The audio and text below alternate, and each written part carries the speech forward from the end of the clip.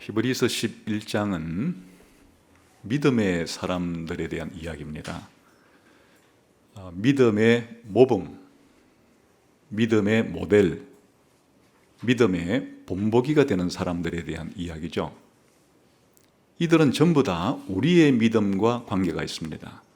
우리 기독교인들이 믿는 믿음의 본보기고, 믿음의 모델이고, 믿음의 모범이 되는 사람들입니다. 그 히브리서 11장에 있는 사람들처럼 믿으면 되는 거죠. 지금까지 두 사람의 믿음을 살펴보았습니다. 아벨의 믿음. 아벨은 무엇보다도 믿음으로 하나님께 바른 예배를 드린 사람이었습니다. 믿는다는 것은 곧 하나님께 대한 바른 태도와 바른 자세와 바른 반응을 보이며 살아간다는 뜻인데, 결국 하나님께 대한 우리의 모든 반응은 한마디로 그냥 예배라 부릅니다. 하나님에 대한 바른 태도, 바른 자세를 가지고 바르게 예배하는 것이 어디서 나오느냐? 믿음에서 나오는 거죠. 믿음이 있어야만 바른 예배를 드릴 수가 있는 거죠. 그래서 아벨은 믿음으로 하나님께 바른 예배를 드린 사람의 표본, 모범이라고 할 수 있습니다. 지난 시간에 보았던 에녹의 믿음, 에녹은 또한 어떤 믿음의 특징을 가지고 있었습니까? 에녹은 믿음으로 죽음을 보지 않고 성천에 이르는 그런 믿음을 가졌는데, 에녹의 믿음의 중요한 특징은 이 세상에 있을 때 하나님을 기쁘시게 할 수 있는 그런 믿음을 가졌다는 것입니다. 다시 말하면 하나님과 동행하고 하나님을 기쁘시게 할 수 있는 것이 우리가 천국에 가서나 이루어지는 일이 아니고, 바른 믿음이 있으면 우리가 죽기 전에도 이 세상에 살아갈 때도 하나님과 동행할 수 있고 하나님을 기쁘시게 할 수 있는 이런 삶을 살아갈 수 있다는 것을 에녹이 보여주는 겁니다. 결국 우리의 삶이라는 것은 이 세상에서 하나님께 예배드리고 또 이 세상 각종 삶을 영위하는 것인데, 이런 예배하는 삶이나 일상생활을 영위하는 삶이나 믿음으로만 가능하다 하는 것을 잘 보여주었다 그랬습니다. 특별히 예수님과 관련해서 생각해 보면 아벨은 예수님의 죽으심에 대한 중요한 모형이기도 하고, 또 에녹은 예수님의 성천에 대한 중요한 모형이기도 해서 우리 신자들로 하여금 믿음이 있으면 믿음을 가지고 살아갈 때 때로는 아벨처럼 고난을 받아도 역경이 있어도 그 믿음으로 인내하면서 심지어는 순교까지도 할 수 있는 그러한 믿음을 아벨이 가지고 있었고, 에녹은 또한 우리가 믿음으로 승리하고 장차 믿음으로 부활하고 믿음으로 영생을 얻을 수 있다는 것을 보여주는 그러한 믿음의 본보기라 할 수가 있겠습니다. 그래서 이 아벨과 그 에녹 두 사람만 해도 우리 신자들의 삶에 있어서 믿음으로 고난을 견디고 믿음으로 영생을 얻는 것에 대한 그러한 본보기를 볼 수가 있고, 예수님의 삶에서 아주 극대화된 그런 특징을 우리가 살펴보았습니다. 오늘은 믿음의 본보기 세 번째 사람 노아의 믿음에 대해서 함께 살펴보겠습니다. 노아 하면 금방 머릿속에 떠오르는 생각들이 있으시죠? 홍수 사건, 방주를 만들어서 노아 홍수 심판 때 노아와 그의 가족들 8사람이 구원을 받고 나머지 모든 사람들은 다 대홍수 심판 때 멸망을 당한 그러한 이야기가 떠오를 겁니다. 아마도 기독교인이 아닌 사람들이 아벨에 대해서, 에녹에 대해서 들어본 적은 별로 없을 것이나 노아에 대한 이야기는 기독교 신자들에게도 아주 익숙한 얘기죠. 사실은 이 거대한 홍수 심판으로 인한 그런 재난 이야기는 모든 문명권에 다 전설로 신화로 그렇게 전해 내려오는 그런 이야기일 정도로 홍수 심판에 대한 이야기는 인류에게 있어서 아주 일반화된 그러한 사실이기도 합니다. 그래서 최근에는 이 노아 홍수 이야기를 영화로 만든 것도 본 적이 있는데 그 별로 성경에 대한 해석이 올바르지 못하니까 노아 홍수 이야기를 만들면서 완전히 비성경적으로 그렇게 영화를 만들 수도 있어요. 그래서 우리는 오늘 성경이 말해주는 노아의 삶, 노아의 믿음의 특징은 어떠한 것인가 하는 것을 살펴보려고 합니다. 7절을 한번 보겠습니다. 7절이 우리가 노아의 믿음에 대한 설명이 있는 구절이죠. 여기에 오늘 세 가지 중요한 사실을 중심으로 노아가 가진 믿음의 특징을 살펴보겠습니다. 우선 한번 한 대목씩 읽어보겠습니다. 시작. 믿음으로 노아는 아직 보이지 않는 일에 경고하심을 받았다.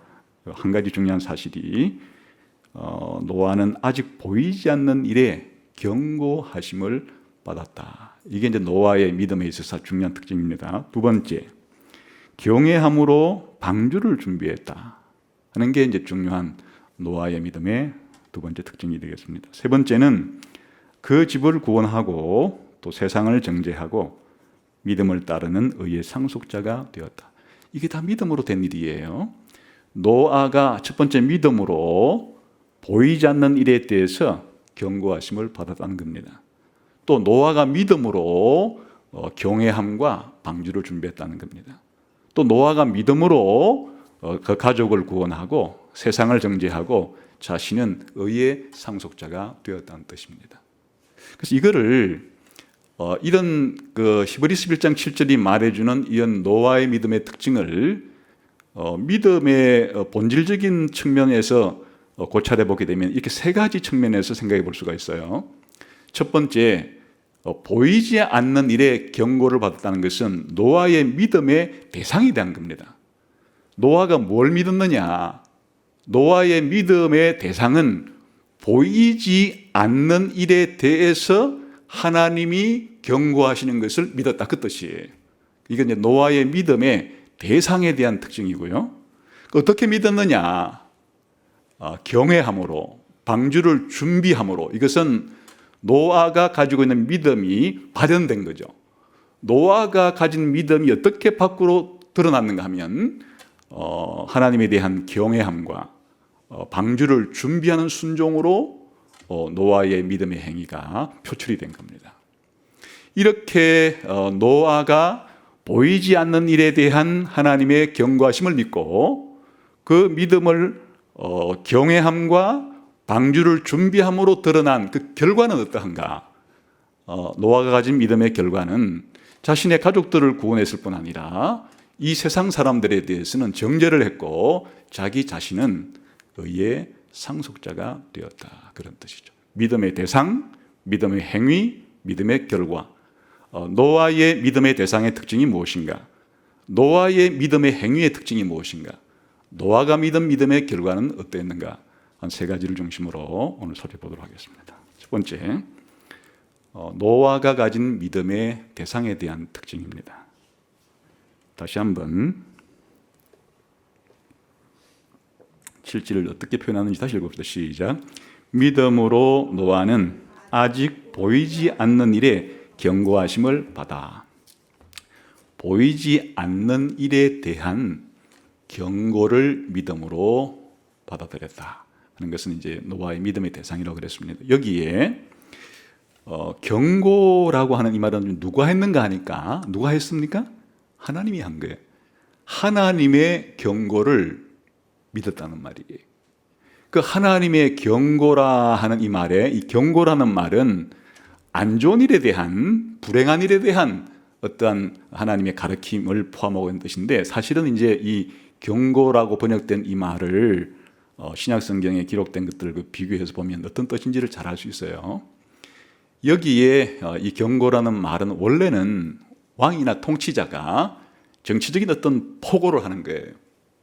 그러나 이것이 이제 발전되어서 하나님이 사람들에게 하시는 신탁, 하나님의 말씀이 되는 거예요. 그러니까 여기서 경고라고 번역된 말은 하나님이 사람들에게 메시지를 주는 것을 가리키는 것이고, 사람 틀변에서 볼 때는 하나님이 주시는 메시지를 듣는 것을 가리키는 것이에요. 그런데 이제 그 하나님의 메시지의 내용 가운데 어떤 재난에 대한 심판에 대한 내용이 있으면 그 하나님의 메시지는 경고가 되는 거죠. 그러니까 문맥상 여기서는 그냥 일반화시키면 보이지 않는 것에 대한 하나님의 말씀을 믿음으로 받았다, 이런 뜻인데, 하나님의 말씀을 받았다는 말을 하나님의 경고를 받았다는 말로 문맥상 좀 더 제한시킨 겁니다. 그럼 이 단어가 다른 곳에서는 어떻게 쓰이는가? 내용은 뭐라 그랬습니까? 하나님이 사람들에게 메시지를 주는 거예요. 하나님이 사람들에게 메시지를 전달해 줄 때 여러 가지 통로를 통해서 전해줘요. 어떨 때는 하나님이 직접 음성을 들려주기도 하고, 어떨 때는 성령님께서 가르쳐주기도 하고, 어떨 때는 천사를 통해서 말씀하기도 하고, 어떨 때는 꿈을 통해서 말씀하시기도 하고, 이런 방법은 여러 가지지만 핵심은 하나님이 사람에게 어떠한 내용을 전달해 준다는 거예요.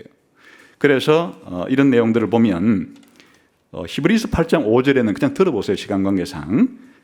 모세가 장막을 지으려 할 때에 지시하심을 얻은 것 같다. 이게 무슨 내용인가 하면, 모세가 광야에서 시내산에서 성막을 지을 때 하나님이 모세에게 지으라고 한 대로 지었다는 뜻이에요. 이때 하나님이 모세에게 성막을 이렇게 지어라 하고 말한 것을 번역상 지시라고 번역했어요. 경고는 아니죠. 성막을 지으라는 것이 경고일 수는 없으니까 문맥상 같은 단어인데, 이때는 어울리게끔 그냥 하나님이 모세에게 성막을 이렇게 지으라고 하는 말씀인데 구체적인 지시가 담겨 있죠. 그러니까 번역상 하나님의 지시를 받고 지시를 받은 대로 지었다, 그런 얘기. 같은 말이에요. 그 다음에 예수님 초림 때 시므온이라고 하는 사람에게 예수님이 태어나서, 쉽게 말하면 메시아가 태어나서 볼 때까지는 너는 죽지 않을 거라 하는 하나님께서 시므온에게 말씀했는데, 누굴 통했는가 하니까 성령을 통해서 했다고 그래요. 들어보세요. 누가복음 2장 26절에 그가 주의 그리스도를 보기 전에는 죽지 아니하리라 하는 성령의 지시를 받았더니, 당연히 메시아를 보게 될 거라는 게 경고는 아니죠. 그러니까 이때는 하나님의 말씀을 그냥 지시라는 말로 번역하면 뭐 적당하겠죠. 그냥 지시라는 말을 안 쓰면 하나님의 말씀을, 성령의 말씀을 듣고 이렇게 해도 상관이 없겠죠. 같은 단어가 쓰인 게 경고라는 단어하고, 그다음 문맥상 경고라고 번역하지 않고 지시라고 번역을 했다. 그 다음에 고넬료라고 하는 로마의 백부장에게 하나님이 그를 구원하기 위해서 베드로를 초청해다가 복음을 들어라 하고 이제 고넬료에게 하나님께서 메시지를 줬어요. 그런데 누굴 통해 줬는가 하니까 천사를 통해서 고넬료에게 이런 하나님의 말씀을 전달해 줬습니다. 사도행전 10장 22절에는 이렇게 나옵니다. 그가 거룩한 천사의 지시를 받아. 이것도 경고는 아니죠. 베드로를 초청해다가 설교를 들으라니까 경고는 아니니까 거룩한 천사의 지시를 받아. 이때 지시라는 것은 거룩한 천사를 통하여 하나님의 말씀을 받았다, 그런 뜻이죠. 동방 박사들이 예수님 태어날 때 왔다는 것은 아시죠? 그때 하나님께서는 이 박사들에게 헤롯에게 돌아가지 말라라고 말할 때 꿈에 헤롯에게 돌아가지 말라는 건 하나님 말씀이에요. 하나님이 직접 박사들에게 그렇게 말했습니다. 그들은 꿈에 헤롯에게로 돌아가지 말라 지시하심을 받아. 하나님이 말씀해 준 거예요, 박사들에게. 뭘 통해서? 꿈을 통해서. 다 이럴 때는 나쁜 뜻이 아니니까 경고라는 말을 안 쓴 거예요.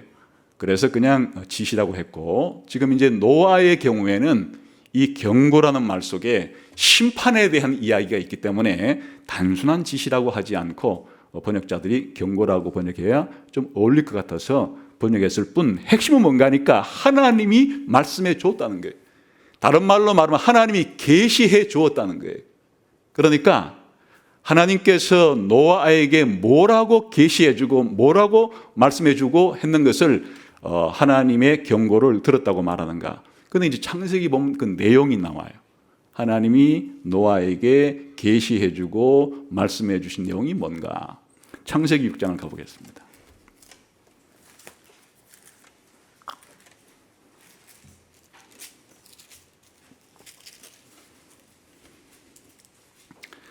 창세기 6장 13절부터 읽읍시다. 시작. 하나님이 노아에게 이르시되 모든 혈육 있는 자의 포악함이 땅에 가득하므로 그 끝날이 내 앞에 이르렀으니 내가 그들을 땅과 함께 멸하리라. 이거예요. 하나님이 노아에게 말씀하시되 땅에 있는 사람들이 너무나 부패했기 때문에 이제 내가 이 땅에 있는 사람들을 멸망시키겠다. 심판하겠다. 그렇게 하나님이 계시해 주고 말씀해 준 거예요. 경고죠. 내가 이 세상 사람들이 부패했기 때문에 때가 찼기 때문에 이 세상 사람들을 심판하겠다고 하는 이 심판에 대한 계시, 심판에 대한 말씀을 노아에게 해 주신 거예요. 그러니까 이 부분은 경고라고 그렇게 번역하면 좀 생동감이 있죠. 결국 하나님의 계시, 하나님 말씀이에요. 그러나 심판에 대한 말씀만 한 것이 아니고 구원과 관련된 말씀도 이제 이후에 해주는 거예요. 볼까요? 14절부터 16절까지 시작. 너는 고페르나무로 너를 위하여 방주를 만들되 그 안에 칸들을 막고 역청을 그 안팎에 칠하라. 네가 만들 방주는 이러하니 그 길이는 300규빗, 너비는 50규빗, 높이는 30규빗이다. 거기에 창을 내되 위에서부터 한 규빗을 내고 그 무슨 옆으로 내고 상중하 3층으로 할지는. 이 내용은 방주를 지어라라는 명령이에요. 방주를 지어라. 3층으로 된 크기는 이렇게 지어라라고 이제 방주를 지어라고 말하죠. 그 다음에 17절 다시 봅시다. 시작. 내가 홍수를 땅에 일으켜 무릇 생명의 기운이 있는 모든 육체를 천하에 멸절하니 땅에 있는 것들이 다 죽으리라. 아까 13절 말씀을 다시 한번 반복한 거예요. 반복했는데 똑같이 반복하지 않고 더 발전적으로 반복을 시킨 거예요. 아까는 그냥 그 심판의 이유를 설명했어요. 이 땅에 있는 사람들의 그 악함, 부패 이런 것 때문에 심판하겠다 그랬는데 17절에서는 그 심판의 방식을 가르쳐 줬어요. 뭘로? 홍수로 심판하겠다. 같은 내용이에요. 이런 것들이 이제 경고가 되는 거예요. 그 다음에 18절부터 시작. 그러나 너와는 내가 내 언약을 세우리니 너는 내 아들들과 내 아내와 내 며느리들과 함께 방주로 들어가라.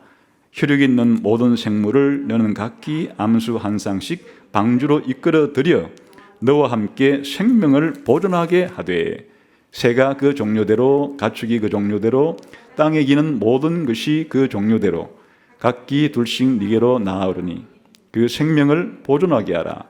너는 먹을 모든 양식을 네게로 가져다가 저축하라. 이것이 너와 그들의 먹을 것이 되리. 아까는 방주를 만들라 그랬고 이제 그 방주 안에 들어가라. 들어가면 내가 방주에 들어간 모든 사람과 모든 생명체는 생명을 보존해 주겠다, 구원시켜 주겠다 하는 구원에 대한 약속이에요. 그러니까 하나님이 노아에게 계시해 주고 말씀해 주신 내용은 내용상 두 개예요. 하나는 심판의 말이고 하나는 구원의 말이에요. 심판의 말은 이 세상 사람들의 이 죄악 때문에 그들을 홍수로 심판하겠다는 것이고, 구원의 말씀은 그러나 노아야, 내가 너에게 은혜를 베풀어서 너와 언약을 맺어서 네가 방주를 만들고 그 안에 들어가면 내가 그 안에 탄 모든 사람과 생명체는 구원시켜 주겠다라고 하는 구원의 말씀을 주었다, 그런 뜻이에요. 이것이 보이지 않는 일에 대한 경고하심을 받아, 그 뜻이에요. 근데 이것을 왜 보이지 않는 것이라고 말했는가 하면 히브리서 11장 1절에 믿음의 대상을 두 개로 말했죠. 바라는 것 혹은 보이지 않는 것 그 자체가 믿음의 대상이에요. 왜 노아에게 하신 이 말씀을 보이지 않는 것이라고 말했는가 하면 바로 이 일은 전부 다 미래에 일어날 일이기 때문이에요. 홍수 사건도 앞으로 미래에 일어날 일이니까 현재는 볼 수가 없어요. 나중에 홍수가 일어나면 보게 되겠죠. 또 방주를 만들어서 방주에 탄 사람과 생명체는 구원을 받는다는 것도 미래에 있을 일이기 때문에 현재는 볼 수가 없어요. 그건 나중에는 볼 수가 있죠. 그래서 보이지 않는 일에 대한 경고라고 이렇게 표현한 이유는 이게 다 미래에 대한 사건이기 때문에 하나님이 노아에게 가르쳐준 사건의 지금 핵심이 과거에 있던 어떤 것을 가르쳐주는 것이 아니에요.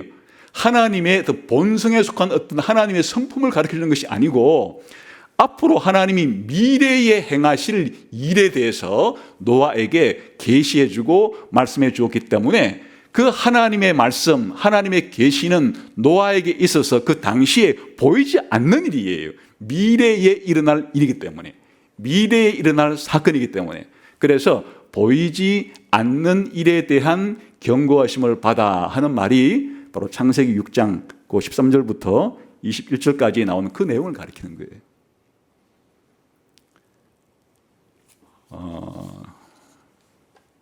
노아의 믿음의 대상은 이거를 대상으로 한 거예요. 넓게는 하나님께서 무슨 말씀을 하시든지 하나님의 말씀을 믿음으로 받은 거예요. 그 믿음이라는 게 뭐냐? 믿음은 그 대상이 하나님 말씀이에요. 하나님의 말씀, 그 하나님의 말씀이 명령이든 그 하나님 말씀이 약속이든 그냥 하나님이 하신 말씀을 믿는 게 그게 믿음이에요. 성경이 말하는 믿음의 특징은 내가 이렇게 되리라 자기가 상상하고 자기가 계획하고 자기가 설정한 어떤 것에 대해서 앞으로 이렇게 되겠거니 하고 자기 스스로 만들어낸 어떤 확신을 말하는 게 아니고 성경이 말하는 기독교인의 믿음, 구원을 얻는 믿음은 그 믿음의 대상이 명확한 것이에요. 바로 하나님이 우리에게, 하나님이 나에게 해주신 그 말씀을 믿는 것이에요. 이런 면에서 이 히브리서 11장에 나오는 모든 믿음의 이 선진들이 다 하나님 말씀을 믿은 것을 특징으로 하지만 노아의 경우에는 구체적으로 보이지 않는 일에 대한 경고를 받았다. 다시 말하면 미래에 사람의 죄 때문에 사람들을 심판하실 내용과 그렇지만은 하나님께서 노아와 노아의 가족들은 방주를 만들어서 방주에 타면은 구원을 시켜주겠다고 하는 구원의 말씀, 미래에 일어날 심판의 말씀과 미래에 일어날 구원의 말씀을 믿었다는 것이 노아의 믿음의 특징이에요. 지금 한 개인이 모든 환경에 살 수는 없는 거니까 지금 히브리서 11장에 나오는 믿는 믿음의 신자들은 다 자신이 살았던 시대에 자신의 삶의 환경 속에서 믿음이 표현되겠죠. 노아의 경우에는 그 믿음의 대상이 미래에 일어날 현재는 닥치지 않은, 현재는 일어나지 않는 미래의 어떤 중요한 사건에 대해서 그 사건은 하나는 심판이고 하나는 구원인데 바로 이 심판과 구원에 대한 말씀을 믿음으로 받았다. 믿었다는 얘기예요.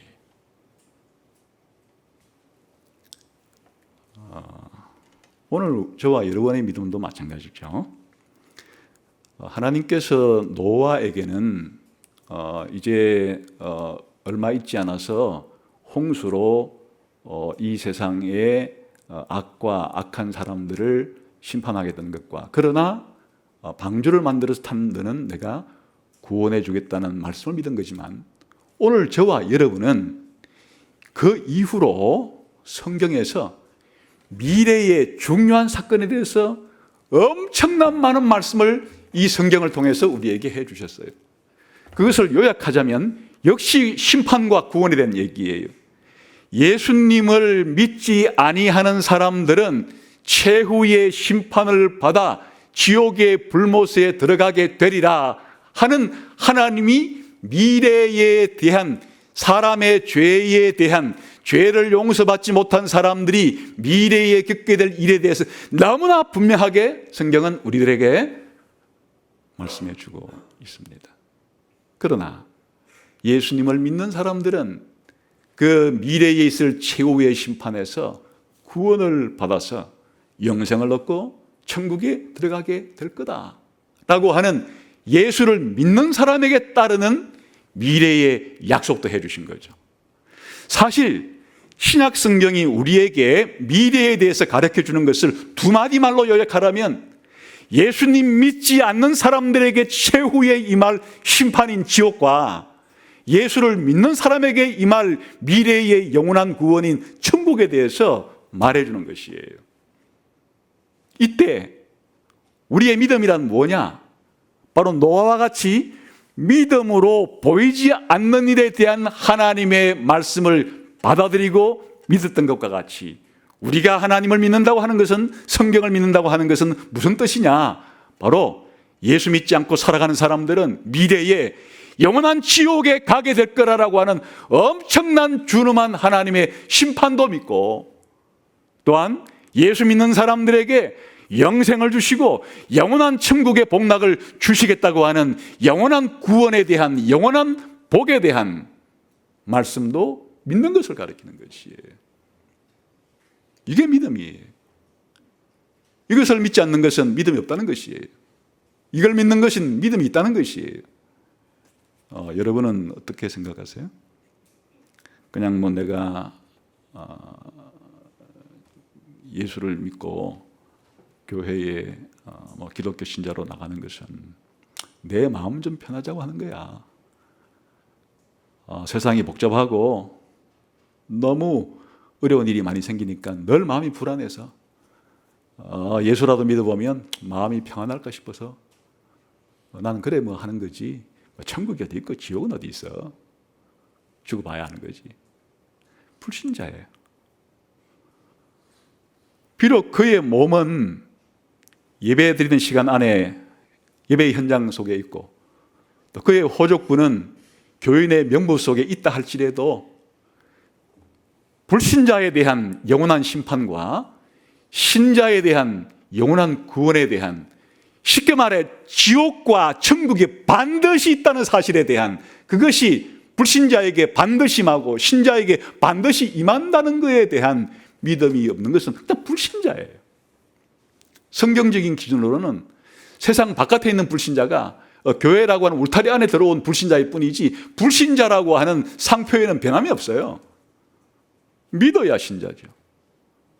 구원에 대한 말씀과 심판에 대한, 현재는 눈에 보이지 않고 현재는 일어나지 않는 일이지만은 미래에 반드시 일어날 일에 대한 이 최후의 심판과 최후의 구원에 대한 것을 믿는 믿음, 똑같은 것이에요. 그 믿음의 본질이 노아가 미래에 임할 홍수 심판과 방주를 통한 구원에 대해서 믿었다는 말이나, 저와 여러분들이 이 최후의 심판과 최후의 구원에 대한 하나님 말씀을 믿는다는 것이나, 이 믿음의 대상에 대해서 본질적으로 동일한 것이에요.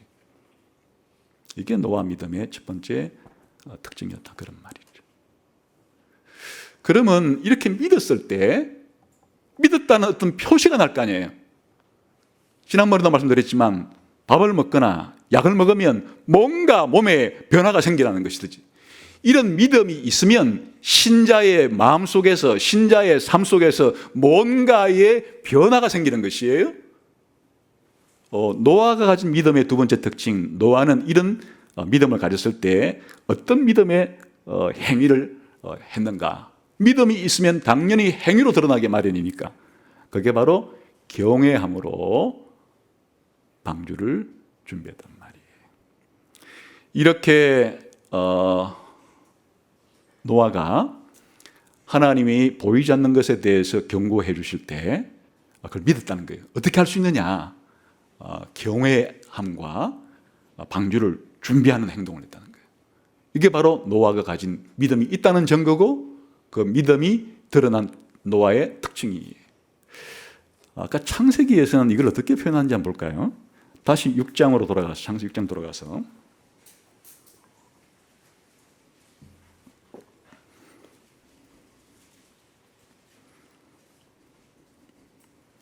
6장 22절 같이 읽어봅시다. 시작. 노아가 그와 같이 하여 하나님이 자기에게 명하신 대로 다 준행하였더라. 준행이란 순종이란 말이에요. 노아가 하나님이 자기에게 명하신 대로, 경고하신 대로 다 순종했다.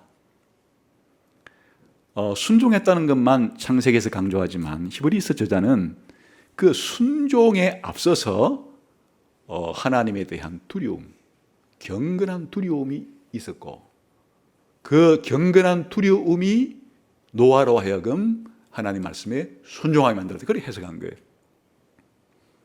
창세기 6장 22절에서 밝히 보여주지 않았던 노아의 마음속에서 생긴 변화까지 첨가해서 계시해 준 거예요. 다시 말하면 홍수로 이 세상을 심판하겠다는 말씀에 대해서 두렵고 떨림으로 반응했다는 얘기예요. 실제로 일어날 것을 믿었기 때문에, 믿음은 보이지 않는 것들을 보는 것처럼 하는 것이기 때문에, 믿음은 미래에 일어날 일을 현재 일어난 일처럼 받아들이는 것이기 때문에, 아직은 안 일어난 일이지만은 노아는 마치 생생하게 현재 그런 일이 있을 것과 같은 심정으로 마음속에 두려움이 생긴 거예요. 이런 두려움을 왜 경외라고 번역하는가 하니까 경건한 두려움이기 때문에 그래요. 그냥 나는 밤길이 무서워요, 뭐 이런 공포를 말하는 게 아니에요.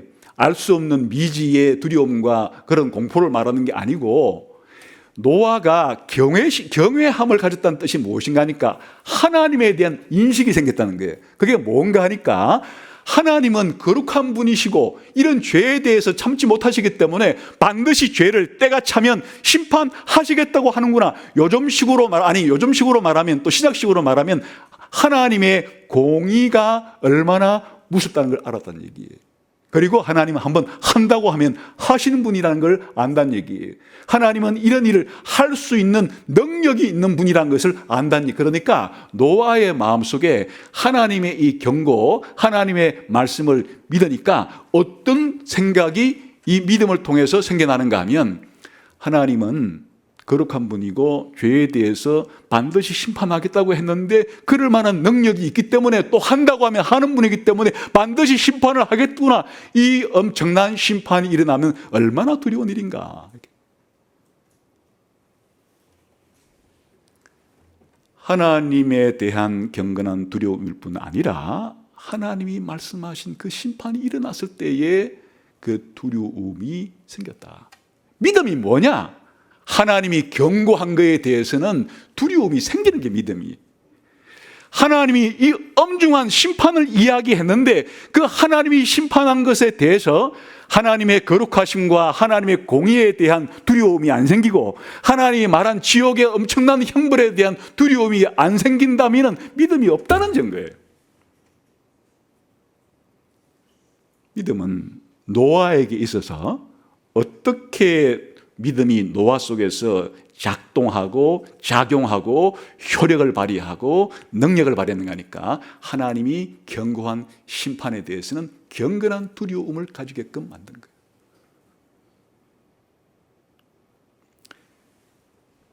지옥에 대한 두려움이 있어야죠. 또 죄에 대해서 반드시 심판하시는 공의로우신 하나님에 대한 두려움이 있어야죠. 그게 신자다, 그런 뜻이에요. 신자의 믿음은 그렇게 표현된다, 그런 말이에요. 저는 그 성경을 알고 난 다음부터 이런 죄인들이 미래에 처하게 될 지옥에 대한 형벌의 두려움, 그런 것이 믿어지니까 어릴 때부터 목욕탕만 가면 지옥이 떠올랐어요. 야, 이 목욕탕에 못 들어가서 발을 넣었다 빼고 한참 하다가 쑥 들어간 다음에 그 짜릿하게 밀려오는 그 뜨거움 때문에, 야, 이 물도 이거 뭐 한 40~50도밖에 안 되는 이 물이 이런데, 성경이 말하는 불로 묘사하는 지옥의 형벌은 얼마나 뜨거울까? 절대로 지옥 가면 안 되겠구나. 아니, 신자라면은 뭔가 자기에게 고통스러운 일이 닥쳤을 때, 자기에게 닥치는 고통스러운 일이 유추해보면 지옥의 고통의 그림자라는 것을 알게 될 터인데, 이제는 목욕탕에 들어가는 것을 정도로서는 두렵지 않고 질병에 걸렸을 때, 병에 걸렸을 때 병은 각종 고통을 주죠. 병에 걸려서 고통이 찾아왔을 때 이 세상에서 죄의 결과로서 사실은 우리 인생이 맛보는 이런 육체의 이 질병의 고통도 이 정도로 이렇게 크거늘 영원한 지옥에서 받을 그 육체의 고통은 어찌 클까? 얼마나 클까? 또 병에 걸렸을 때는 마음의 두려움도 생기죠. 마음의 근심도 생기죠. 마음속으로 느껴지는 이런 불편한 감정과 마음속으로 느껴지는 이런 불안한 감정과 이런 것들이 육체가 이 정도로 아파도 이렇게 느껴지는데 영원한 지옥에서의 육체의 고통과 정신적인 고통은 얼마나 클까? 내가 이 세상에서 육체의 고통은 감내할 수 있지만은 지옥의 고통은 절대로 감내할 수 없을 거야 라고 하는 그와 같은 생각을 가지는 것이 정당한 거예요. 물론 신자는 여기에 덧붙여서 예수님의 고통이 우리가 지옥에서 받을 고통을 나 대신 받은 거기 때문에 내가 고통스러울 때마다 예수님이 나 대신 지옥의 고통을 받으신 것도 생각을 하면 좋긴 좋죠. 내가 지옥에서 받아야 될 고통을 예수님이 다 받으셨기 때문에 이제 나는 영원한 지옥의 형벌은 면제받게 되었구나라고 하는 생각을 가질 수도 있겠죠. 더 나아가서 하나님이 무서운 분이시구나. 죄에 대해서는 애누리가 없는 분이구나. 대충 넘어가는 법이 없구나.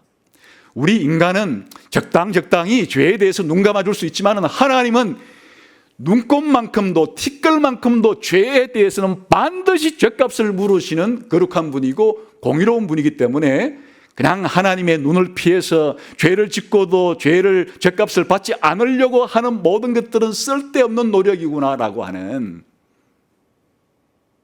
이런 생각을 신자들은 가지게 되는 거죠. 노아의 믿음의 표현이 그랬다는 거예요. 그게 경외하심을 가졌다는 말입니다. 뿐만 아니라 이제 하나님이 구원의 수단으로서 구원의 방법으로서 방주를 만들고 방주에 들어가면 내가 너를 구원해 주리라. 구원에 대한 약속을 했기 때문에 하나님의 심판으로부터 피난처를 제공해 주겠다는 약속을 받았기 때문에 냉큼 피난처로 들어가야죠. 냉큼 피난처로 들어간 게 노아의 경우에는 방주를 만든 거예요. 방주를 만든 거, 방주를 준비한 게 노아의 믿음의 표현이에요. 믿음이 있었기 때문에 방주를 만드는 순종을 한 거예요. 사실 이 방주를 만든다는 게 쉬운 게 아니죠. 창세기가 6장 그 본문에 보게 되면 네가 만들 방주에는 이러하니 그 길이는 300규빗, 너비는 50규빗, 높이는 30규빗으로 만들어라 그랬는데 규빗은 손가락 끝부터 팔꿈치까지 길이에요. 사람마다 조금씩 다르니까 45부터 한 55까지 다양하게 측정할 수 있는데 50으로 잡으면 대략 한 150m 정도 길이는, 넓이는 25m, 높이는 한 15m 정도. 현대의 엄청난 컨테이너를 싣고 출발하는 현대의 그런 대형 수송선에 비할 바는 아니에요. 그보다는 적어요. 그러나 옛날 콜럼버스가 탔던 그런 배들보다는 훨씬 더 크다 그래요. 그러니까 이런 방주를 제작하는 일은 무척 힘든 일이에요.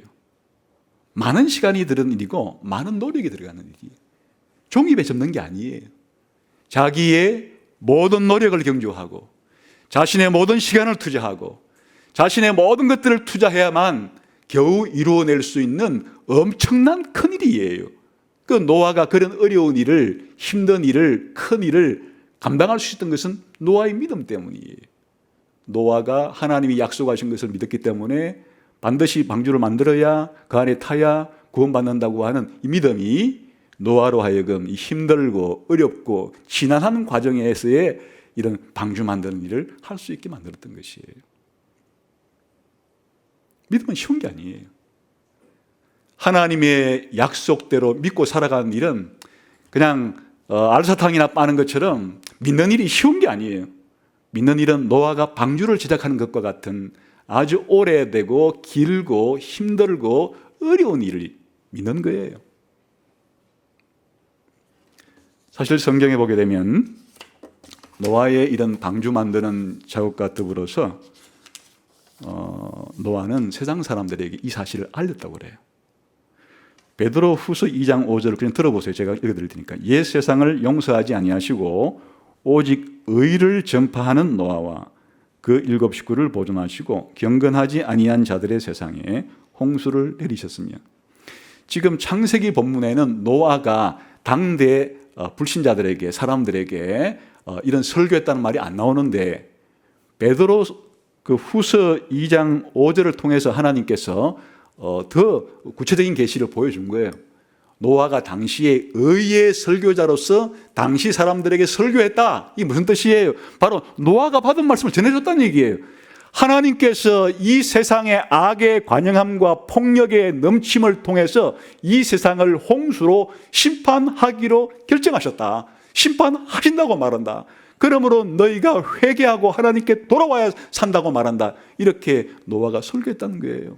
방주를 제작하면서도 또 한편으로 노아는 그의 말로서, 그의 구체적인 언어로서 당시 세상 사람들에게 자기가 받았던 그 심판의 말씀과 구원의 말씀을 전해줬다는 얘기예요. 순종이에요. 방주를 준비했다는 말이 다 포함된 말이에요. 그 당시 사람들의 그 상태를 창세기 6장 한번 잠깐만 다시 돌아가 볼까요? 이런 노아가 방주를 만들고 또 이런 자신이 받은 말씀을 전하는 환경이 어떤 환경 속에서 그렇게 했는가? 6장 11절 12절을 아까 보이지 않는 일에 대한 하나님의 경고가 있기 전의 상황을 봅시다. 창세기 6장 11절 12절 읽어볼까요? 시작. 그때에 온 땅이 하나님 앞에 부패하여 포악함이 땅에 가득한지라. 하나님이 보신즉 땅이 부패하였으니 이는 땅에서 모욕해둔 자의 행위가 부패함이더라. 여기 부패했다. 다른 말로 오염됐다. 온 세상이 오염되고 세상 사람들이 오염되고 부패했다. 구체적인 특징은 포악함, 폭력이란 말이에요. 폭력이 난무했다. 그냥. 이것은 아담이 죄를 짓고 난 다음에 그 아들 때에 가인이 아벨에게 폭력을 행사해서 죽이는 일이 벌어졌잖아요. 그 아담이 죄를 짓고 난 이후의 세상이 폭력적인 세상이 된 거예요.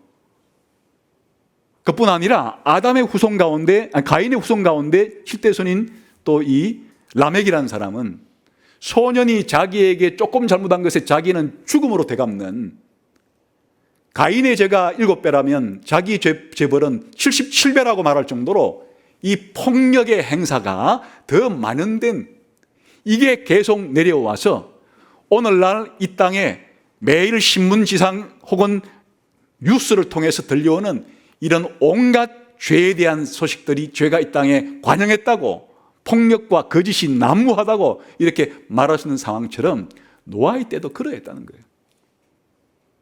이런 상황 속에서 배를 짓고, 이런 상황 속에서 심판과 구원을 설교하고, 나중에 보겠지만 사람들은 쌀쌀맞게 노아의 말을 믿지도 않고 그러므로 노아의 말에 순종을 하지 않아요. 또는 그냥 태연하게 이 세상이 언제 그런 멸망이 온단 말이야 하면서 그냥 시집가고 장가가고 먹고 마시고 씨 뿌리고 뭐 농작물을 거두면서 그냥 일상생활을 그냥 평안하게 지속을 해요. 그리고는 노아 보고 조롱을 해요. 아마도 미친, 나이가 많았으면 미친 뭐라고 했을 것이고, 하여튼 미친 사람이라고 이렇게 조롱하고 그렇게 해요. 이런 상황 속에서 오랜 기간에 걸쳐서 힘겨운 방주를 건축하면서 또 사람들에게 홍수에 대한 심판의 소식과 구원에 대한 소식을 알리는 이 사역을 하는 것은 노아가 가진 믿음의 행동이었던 그 말이에요. 오늘날도 마찬가지죠.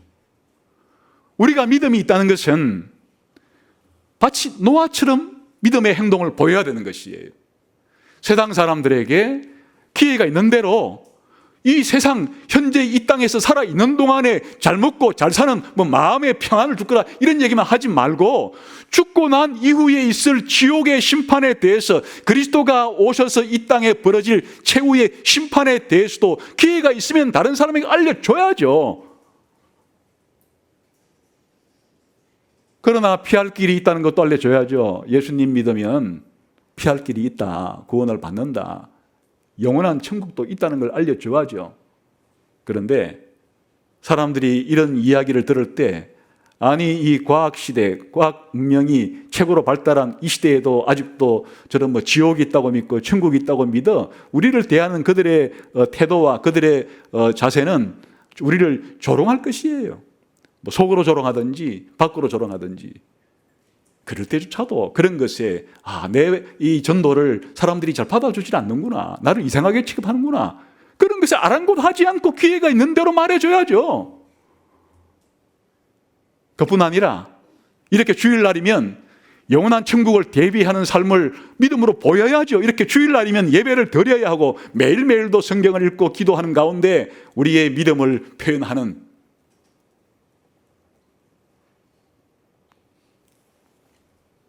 노아의 믿음과 동일한 믿음의 행위를 하고 있는 것이에요. 노아의 믿음이 바로 하나님에 대한 경건한 두려움과 하나님 말씀대로 아무리 어려워도 방주를 짓는, 순종하는, 이게 이제 노아의 믿음의 행위의 특징이었다, 그런 뜻입니다. 그러면 이런 노아가 가진 이런 믿음, 이런 보이지 않는 일에 대한 하나님의 경고하심을 믿고 또 그 믿음의 행동으로서 경외함과 방주를 짓는, 준비하는 이런 믿음의 행동의 결과는 뭔가? 세 가지 결과가 생겼죠. 일단 자신의 가족이 구원받았죠. 성경에 보면 노아까지 포함해서 8사람이 구원받았다 그랬죠. 다시 히브리서 11장으로 오겠습니다.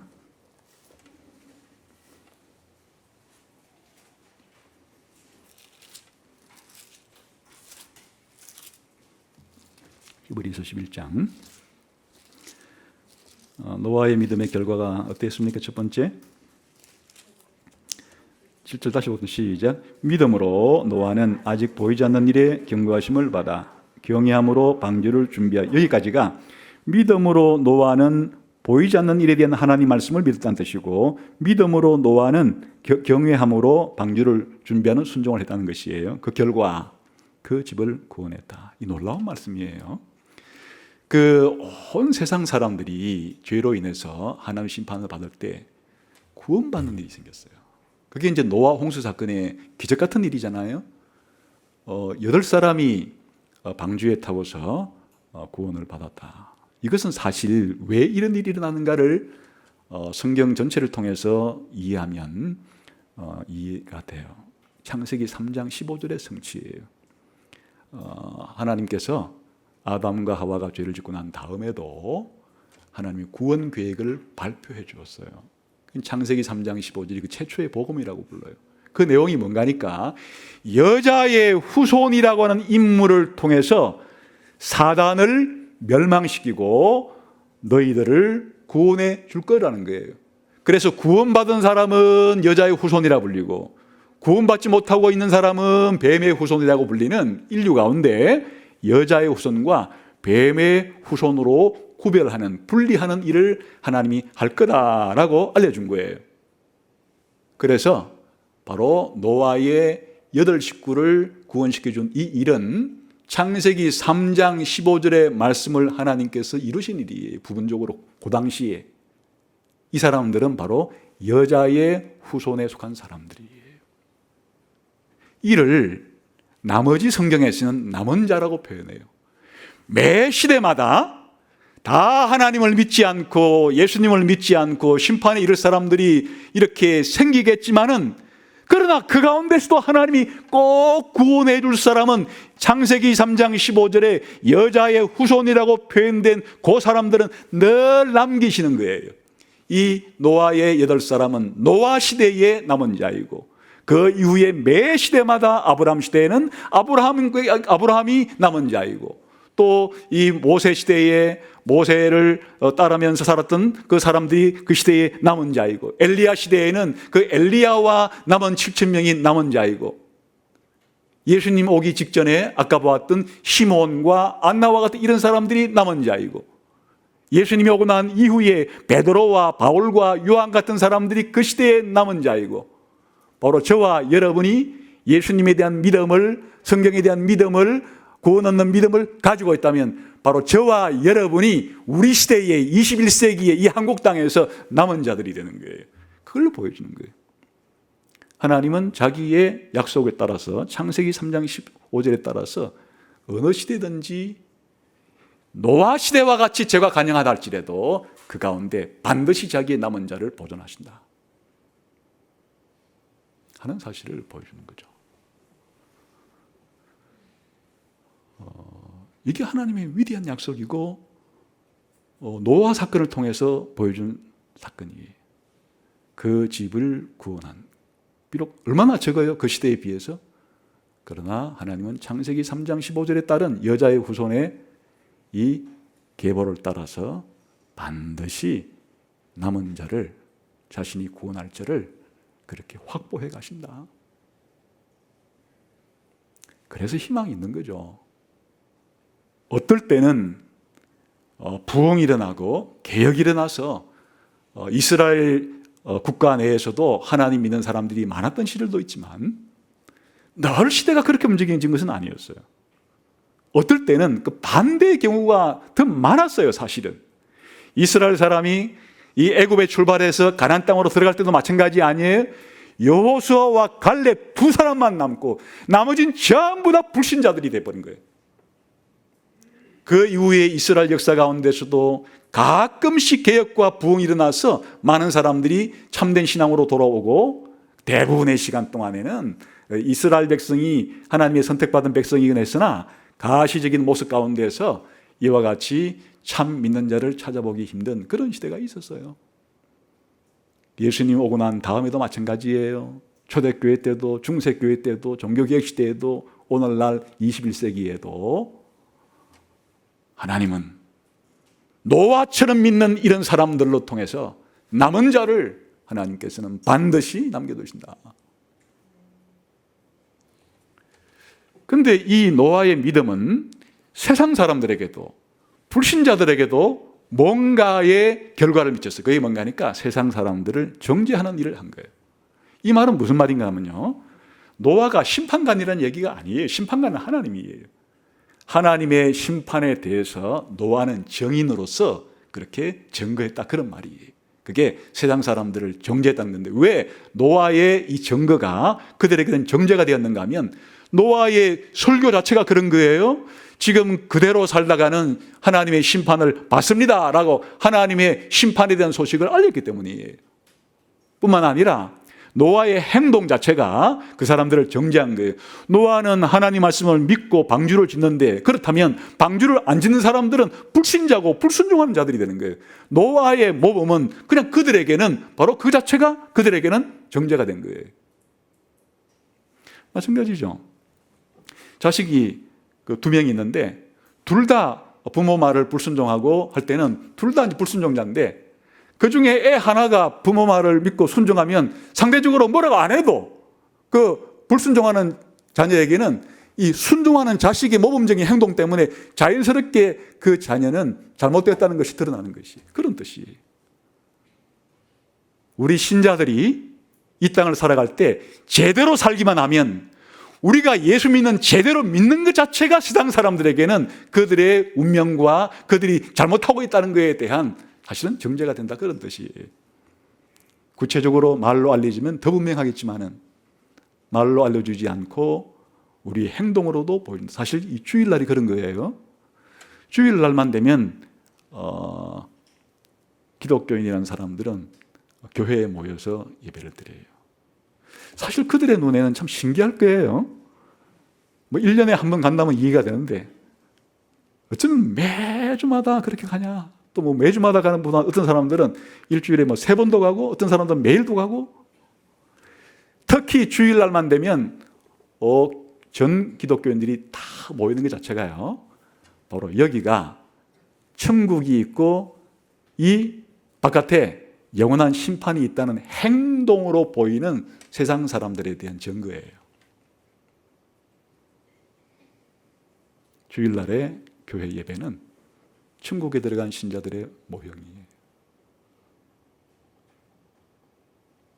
노아가 순종한 삶을 산 건, 노아의 믿음과 순종은 그 자체가 불신자들에게는 그들이 잘못되었다는 사실을 알리는 증거가 되었다, 그런 말이죠. 우리의 삶도 마찬가지다, 그런 말이죠. 마지막으로 노아 개인에게는 믿음에 따르는 의의 상속자라고 하는 증거가 생겼죠. 믿음에 따르는 의의 상속자가 되었다, 노아가. 마지막으로 이걸 살펴보겠습니다. 믿음에 따르는 의의 상속자가 되었다. 이게 무슨 말인가요? 많이 들어본 말이죠. 믿음에 의한 의의 상속자란 말이에요. 무슨 말입니까? 이신칭이란 말이에요. 믿음에 따르는 의란 말은 그거를 한자, 네자로 그거를 요약하면 이신칭이라는 거예요. 믿음에 따르는 의를 이신칭이라 그러는 거예요. 그러니까 노아 자신은 이신칭의에 살아있는 모범이에요. 믿음으로 의롭다함 받은 사람의 모범인 거예요. 그러니까 믿음으로 의롭다는 이거를 우리 기독교만 받는 거라고 생각하는데 그렇지 않다, 그거예요. 노아 자신도 하나님에 대한 이런 믿음을 통해서 바로 믿음에 따르는 의를 받은 사람이다. 노아부터가 이신칭의에 살아있는 산 증인인 거예요.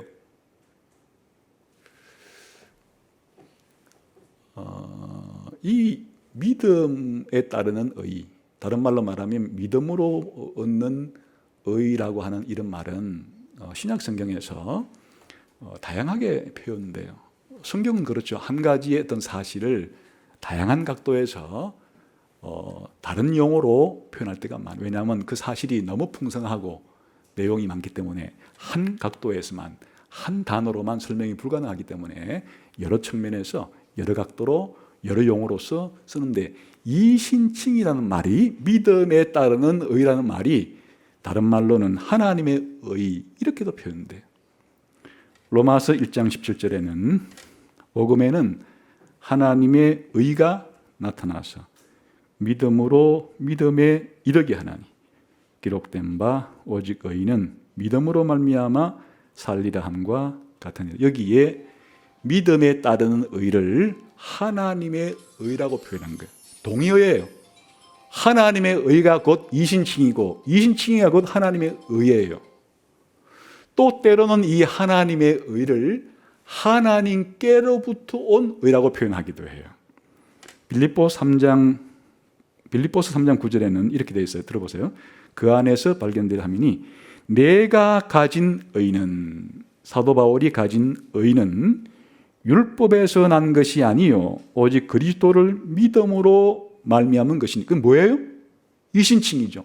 그리스도를 믿음으로 말미암은 의를 가지고 있어요. 그러니까 사도 바울이 이신칭의의 바로 정인이에요. 그런데 곧 이어서 뭐라고 바꾸어 표현하는가 하니까 오직 그리스도를 믿음으로 말미암은 것이니, 바꾸어 말하면, 즉 다시 말하면 믿음으로 하나님께로부터 난 의라. 그러니까 믿음으로, 그리스도를 믿음으로 받는 이 의, 이신칭의를 다른 말로 말하면 하나님께로부터 받는 의다. 거꾸로 말하면 하나님이 주시는 의다, 그런 뜻이에요. 이 이신칭이라는 게 누가 주는 것인가 하니까 하나님이 주시는 의다, 그런 말이에요. 또 이 표현을 달리 말하면 그리스도의 순종을 통해서 얻는 의, 이렇게 말하기도 해요. 로마서 5장 17절부터 읽어볼 테니까 한번 들어보세요. 한 사람의 범죄로 말미암아 사망이 그 한 사람을 통하여 왕노릇 하였은즉 더욱 은혜와 의의 선물을 넘치게 받는 자들은 한 분 예수 그리스도를 통하여 생명 안에서 왕노릇한다. 대충 뜻은 이런 거예요. 한 사람 아담을 통해서 죽음이 찾아온 것처럼 한 사람 예수 그리스도를 통하여 생명을 얻게 됐는데 그 생명을 얻게 됐다는 다른 말이 뭔가 하니까 바로 그리스도를 통하여 은혜와 의의 선물을 받는 뜻이에요. 그러니까 영생이라는 말과 의라는 말이 거의 동의어로 써있다 그 말이에요. 그런데 누굴 통해 받는다고요? 한 분, 예수 그리스도를 통해서 의를 받는다. 그리스도를 통한 의죠. 그러니까 이게 그 다음에 어떻게 설명되는가 하면 18절에서는 그런즉 한 범죄로 많은 사람이 정죄에 이른 것 같이 한 의로운 행위로 말미암아 많은 사람이 의롭다 하심을 받아 생명에 이르. 더 구체화되었죠. 한 사람 아담의 행위를 통하여 모든 사람이 정죄를 받은 것처럼 한 사람 예수 그리스도의 의를 통하여 많은 사람이 의인 칭의를 받았다. 그러니까 예수 그리스도를 통해라는 말이 더 구체적인 말은 예수 그리스도의 의를 통하여라는 말이에요. 19절에 더 구체적으로 한 사람이 순종하지 아니함으로 많은 사람이 죄인 된 것 같이 한 사람이 순종하심으로 많은 사람이 의인들이다. 풀었었어요. 아까 전에는 한 예수님의 의로운 행위라 그랬는데 그걸 다른 말로 말하면 예수님의 순종이라고. 그러니까 바로 그리스도의 의라는 말이 무슨 말인가 하면 그리스도의 순종이라는 말이에요. 그러니까 우리가 의를 어떻게 얻는가? 그리스도의 의, 그리스도의 순종 때문에 순종을 통해서 우리가 의인 된다. 의롭다함 받는다. 하나님의 의라고 하나님은 다른 말로 뭐라? 하나님이 주신 의. 이렇게 표현하기도 하고, 이거는 하나님 중심 관점에서 설명, 의를, 우리가 받는 의를 하나님 중심 관점에서 설명하면 하나님이 주시는 의니까 그 하나님의 의예요. 그러나 예수님 중심으로 설명하면 예수님의 어려운 행위, 예수님의 온전한 순종을 통해서 우리가 의를 받게 되는 것이니까 예수님을 중심으로 의를 설명할 때는 예수님의 순종 때문에 예수님의 순종을 기초로 예수님의 의를 기초로 그 의가 우리에게 전달됨으로써 우리가 의롭게 된다는 뜻이에요. 우리 편에서 보면 바로 우리가 믿는 거니까 우리가 믿음으로 의롭다함을 받는다. 같은 우리가 의롭다함을 받는 이 칭의를 받는 일에 있어서 하나님은 칭의의 원천이에요. 원인이에요. 그래서 하나님의 은혜로 우리가 의롭다함을 받는 거예요. 그러나 우리가 의롭다함을 받는 근거는 무엇인가 하니까 그 기초는 그리스도가 나 대신에 하나님께 온전히 순종해 주신 그 그리스도의 의가 내게 됨으로써 그 그리스도의 의가 나에게 전가됨으로써 그리스도의 의가 내 의가 됨으로써 이제 하나님께서는 우리를 의롭다 하시는 것이니까 바로 그리스도의 의는 우리의 의롭다함을 받는 것에 바로 근거와 기초예요. 그러나 하나님이 은혜를 주시고 그리스도의 나를 대신한 의의 순종이 내게 전가된다 할지라도 그거를 나의 믿음을 통해서 받아들이는 것이니까 이때 우리의 믿음은 나의 믿음은 칭의의 수단이 되는 것이에요. 지금 노아에게는 하나님의 의, 그리스도의 의라는 측면에서 말하지 않고 믿음으로 말미암는 의를 가진 사람이었다. 지금 노아의 믿음을 설명하는데 지금 강조점이 있으니까 그렇게 한 거죠.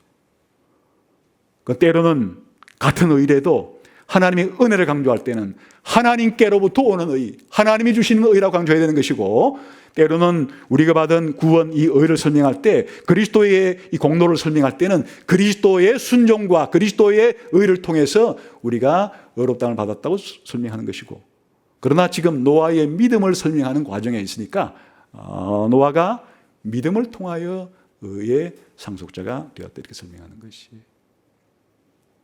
왜 이렇게 설명하는 걸까요? 여기에 상속자라는 말을 덧붙였어요. 그냥 노아는 믿음에 따라 의롭다 받았다는 끝내지는 않고 노아는 믿음에 따르는 의의 상속자가 되었다. 이것은 왜 노아를 이신칭의의 상속자라고 표현하는 거니까 다른 시대의 하나님께로부터 믿음으로 구원받는 사람들과 연결을 시켜주기 위한 것이.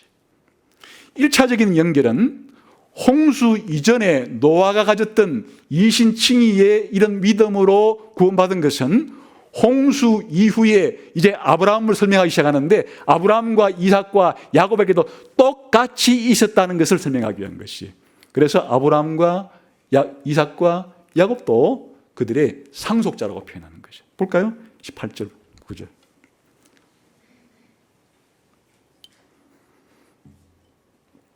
히브리서 11장 8, 9절. 시작.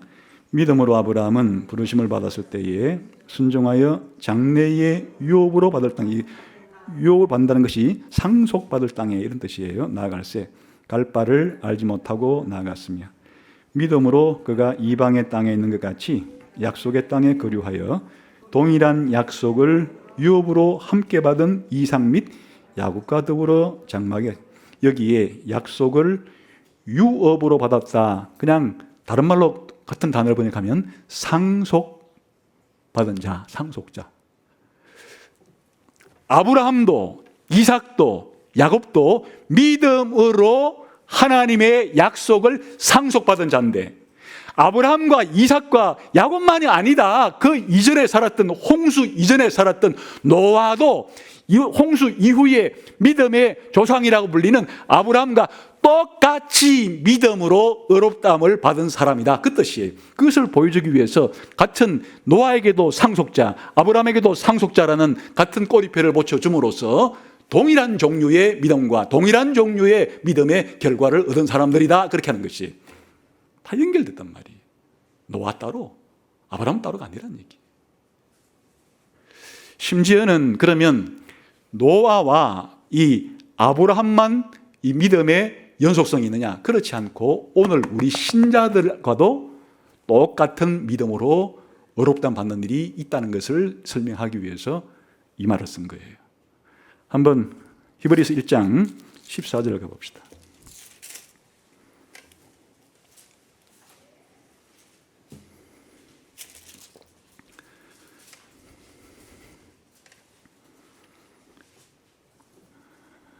(1장 14절) 시작.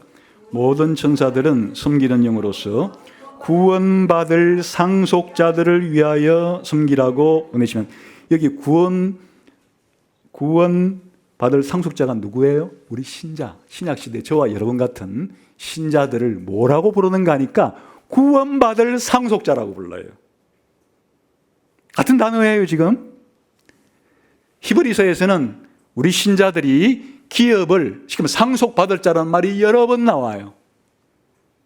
다시 말하면 홍수 이전에 노아가 믿음을 따라 믿음으로 의롭다함 받은 그것은 노아 개인에게만 일어난 특수한 일이 아니라 홍수 이후에 아브라함과 이삭과 야곱과 요셉과 앞으로 모세와 요수아와 다윗과 할 것 없이 모든 구약시대의 신자들과 동일한 구원의 상속자일 뿐 아니라 바로 오늘 신약시대에 우리가 예수 믿어서 구원을 상속받은 이 믿음의 의를 통해서 상속받은 것과 똑같은 일이 일어나는 것이다. 그렇게 설명하는 것이.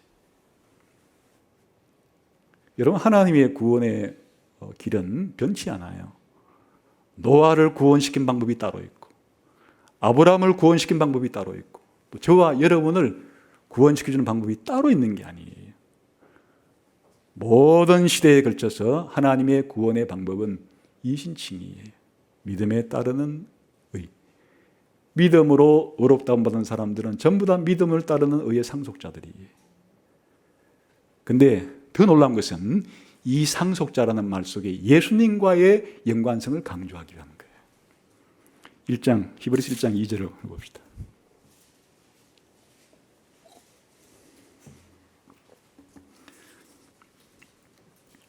(1장 2절) 시작.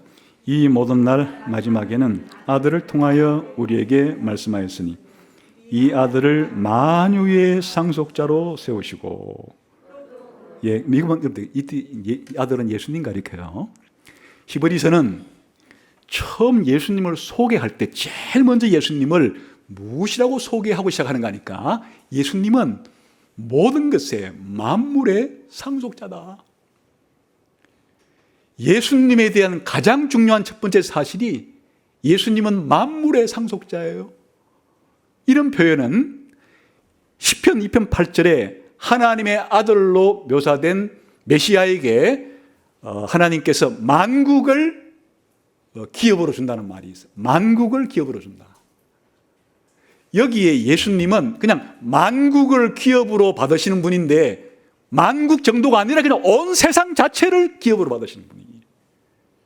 그래서 히브리서 2장 5절에는 장차 올 세상을 선물로 받으시는 분이에요. 다시 말하면 이 상속이라는 말 자체가 하나님이 예수님에게 이 세상 만물 전체를, 영원한 천국 전체를 예수님에게 주는 것을 가리키고, 예수님은 하나님께로부터 받는 것을 가리켜서 바로 만물의 상속자라고 예수님을 표현하는데, 바로 저와 여러분이 이 만물의 상속자, 천국의 상속자, 구원의 상속자가 된 것은 누구 때문이에요? 히브리서에 하면 바로 예수님 때문이에요. 예수님이 이 땅에 오셔서 우리들로 자신이 받은 이 만물의 상속을 함께 상속받도록 하기 위해서 이 땅에 오셔서 죄를 없애는 일을 하시고 하나님 보좌우편에 앉으신 분이에요. 신약성경 전체를 통해 말하면 어떻게 우리가 상속자, 구원의 상속자, 천국의 상속자가 되는가? 그것은 영접하는 자, 곧 예수님의 이름을 믿는 자들에게는 하나님의 자녀가 되는 권세를 줬는데, 이때 하나님 자녀는 이방이에요. 하나님의 자녀로 이방이 되는 거예요. 로마서 8장에서는 우리가 예수님을 믿으면 하나님의 상속자요 그리스도와 함께 된 상속자다. 그러니까 우리가 천국을 상속받고 구원을 상속받는 것은 나 때문이 아니에요. 누구 때문이에요? 원래 하나님의 상속자인 예수님을 믿게 되면 우리가 예수님과 합해져서 예수님과 더불어 뭐가 되어버리는 거예요? 공동 상속자가 되는 것이에요. 그런 방식으로 우리가 구원을 상속받는 거예요. 그런데 이런 일이 우리 신자들에게만 일어나는 건 그게 아니고, 구약시대의 아브라함과 이삭과 야곱은 어떻게 약속을 상속받는가? 역시 예수님의 이 상속을 함께 공동 상속자로 받는 거예요.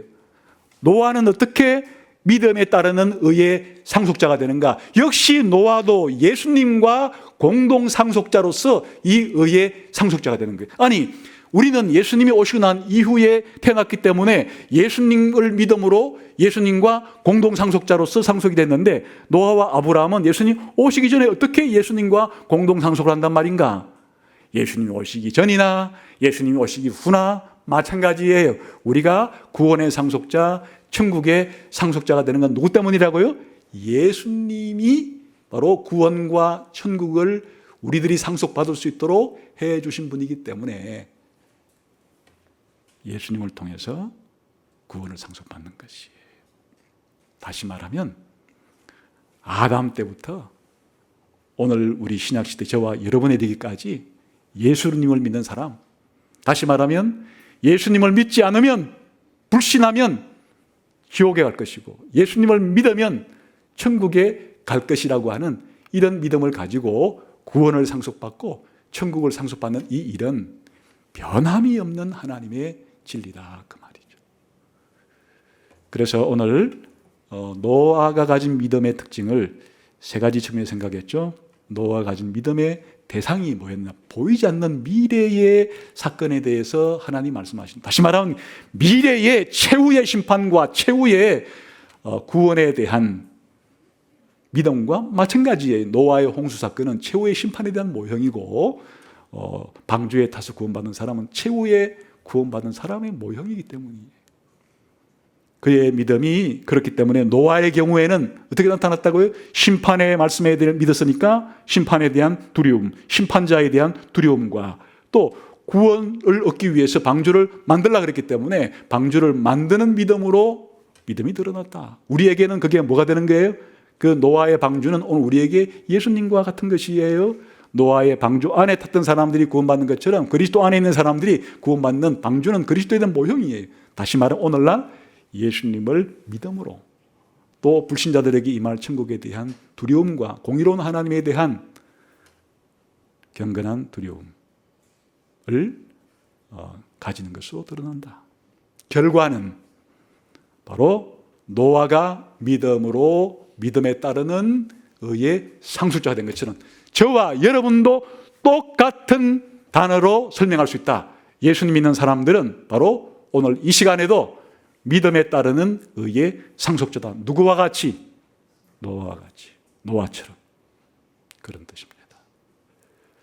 노아를 생각할 때마다 이 믿음의 특징을 기억하시고 이런 믿음이 더욱더 여러분 속에서 굳건하게 자리 잡아서 노아와 같이 우리가 언젠가 주님 재림하실 때 방주에 타서 구원받은 사람처럼 우리 모두 영원한 천국에서 만나게 되기를 주님의 이름으로 축원합니다. 기도하겠습니다.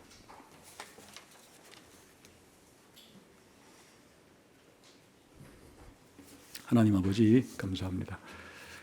오래전의 사람이지만 홍수 이전의 노아를 통해서 참 믿음이 무엇인지, 참 믿음의 특징이 무엇인지를 말씀하시니 감사합니다. 아직 이런 믿음이 없는 지체들이 이곳에 있다면 노아와 같은 믿음을 주시고 또 노아와 같은 믿음을 가진 사람들에게는 이 믿음이 더 크고 순수하고 강해질 수 있도록 은혜를 주옵소서. 예수님 이름으로 기도하옵나이다. 아멘.